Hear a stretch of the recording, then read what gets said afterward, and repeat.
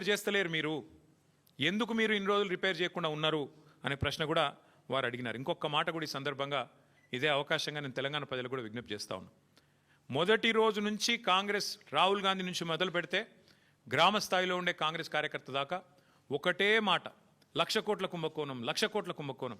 చివరికి వాళ్ళ పిల్లనిచ్చిన మామ రేవంత్ రెడ్డి గారికి, పద్మారెడ్డి గారు, ఆయన చెప్పారు 94,000 కోట్లు ఖర్చు అయిన ప్రాజెక్టులో ఒకవైపు నీళ్లు కనబడుతుంటే 94,000 కోట్ల ఖర్చైన ప్రాజెక్టులో 1,00,000 కోట్ల కుంభకోణం ఎట్లా జరుగుతుందండి?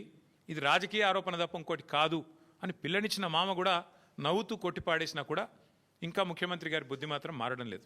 వాస్తవం ఏంది? 94,000 కోట్లు ఖర్చు అయినాయని మీ ప్రభుత్వం కూడా చెప్తా ఉంది.